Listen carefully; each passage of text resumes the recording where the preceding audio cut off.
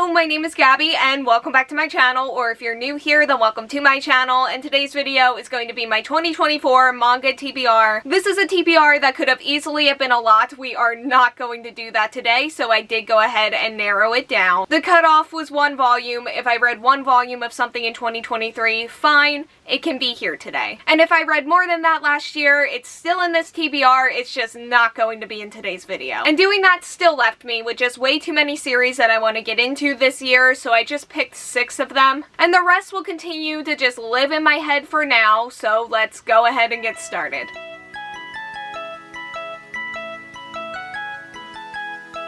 Bloom Into You follows our main character who is a big fan of shoujo manga, and she has always dreamed of the day where she would get a confession of her own. However, when that day comes from one of her male classmates, she ends up feeling nothing. She enters high school, still unsure of how to respond, but gets inspired when she sees the student council president turn down her own suitor, so she goes to ask her for help. Our main character's romance may have finally begun, however, when the next confession that she receives comes from that student council president herself. I have been trying to haul this series for actual years, and for so long the availability of the volumes just was not there, but in 2023, it finally happened. And now I feel like I can properly get into this series, which I've been wanting to do for, again, actual years. I read the first volume a while ago now, so I'm probably just going to restart from the beginning at this point. And the first thing that I ever read from this series was the first light novel of the spin-off series, and I really enjoyed that one too, and now that I own the main series, I feel like I can also go ahead and get back into the spin-off series. And I'm just excited. Like, I've definitely really liked what I've read from this series so far, and I'm ready to just finally let myself get fully invested in this, because I've been holding back, and I want this year to be the year that changes that. Komi Can't Communicate follows our main character Komi, who has extreme social anxiety and wants to make 100 friends. And then it also follows her wallflower classmate, who makes it his mission to help her do that. I did read the first volume of this series in 2023, and if you watched my ranking video where I ranked all of the manga that I read that year, you know how high that one volume ended up on that list, and then you also just know how much their anime and just the series as a whole means to me. And because we don't have a renewal on the anime yet, this is what we do have, and I miss them a lot. I miss the characters and the friendships and the humor and just all of the heartwarming moments, and I'm excited to return to the storylines that I've already watched and loved and that have made me cry, but we will not get into that today. But I'm extra excited to get to the content that I don't know about yet, and they have a lot of it. Like, there are a lot of volumes of this series, and it's still going, and I love them for it. Sasaki and Miyano follows our main character Miyano, who is a huge fan of BL manga. He then meets Sasaki, who is an upperclassman who expresses interest in the genre. They get to know each other, talk about manga, and become friends. But when Sasaki confesses to Miyano, he has to figure out how he feels in return. I'm going to be starting this series where the movie left off, which is, you know, here. I watched their anime while it was airing, and they're just like a cute little slice of life romance that I would personally love to finish. And that's why we're here. I've always known in my heart that they would be in one of these videos eventually. What I didn't expect is for their spin-off series to also be here. They were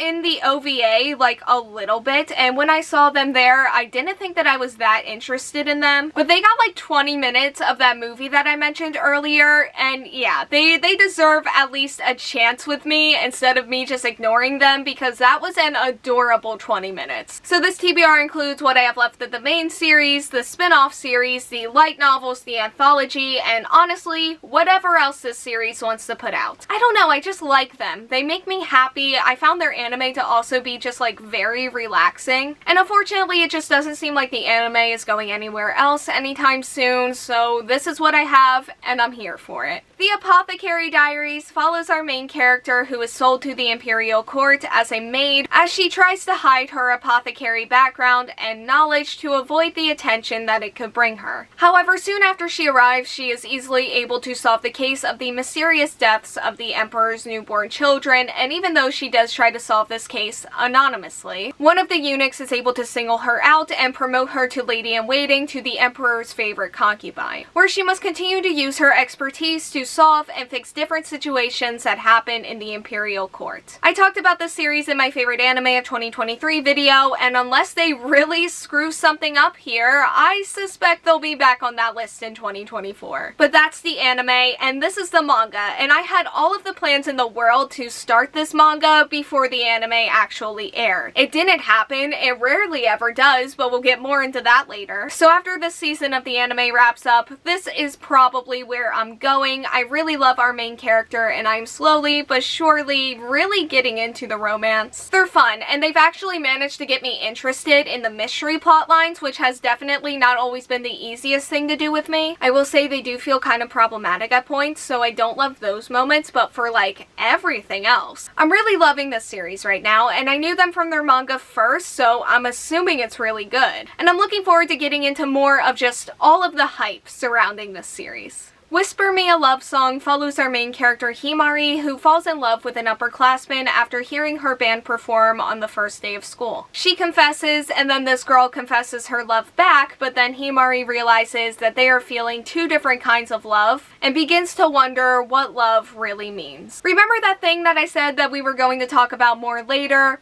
It's later. This has an anime coming out soon, and it's a series that I'm really looking forward to, assuming it's good. And when I saw that this was getting that adaptation, I knew that it looked and sounded cute, and I knew that I wanted more GL manga in my life, so I hauled the first volume. And some time has passed since then, and the adaptation is coming up soon, but I recently hauled 2 more of the volumes, and yeah, I would really like to get into this series before that adaptation comes out. Will it happen? I mean, I hope so. I really do, but we'll see how it goes. Yona of the Dawn follows our main character, who is a princess who is living the perfect life. However, that all changes one day when she witnesses her father's murder. She flees for her life with her guard and struggles to survive and evade their enemies while also dealing with the shock of what just happened to her, especially when the path ahead of her seems so unclear. Why this anime doesn't have like 100 plus episodes out right now, I will never understand. But because it doesn't, I will be starting this manga roughly about where the anime left off, which is volume 9. And this is another series that, as much as I do love them, I have been holding off on them and just focusing more on hauling the volumes. But also, like Bloom Into You, that is no longer a concern, and I'm just ready to fully throw myself back into this series. I feel like I've only ever heard amazing things about their manga, and I already know that I love them from the anime. From the characters to the romance to the adventure and just the storyline as a whole. I would just love to spend as much time with this series as I possibly can, and I would have loved to have spent that time with the anime, but since that's not going to happen, I will definitely take this instead. Okay, so that is all that I have for today's video. Thank you all so much for watching. Like, comment, subscribe, hit the bell, and answer the question that'll be around here if you want to do that, and hopefully I will see you here next time. Bye!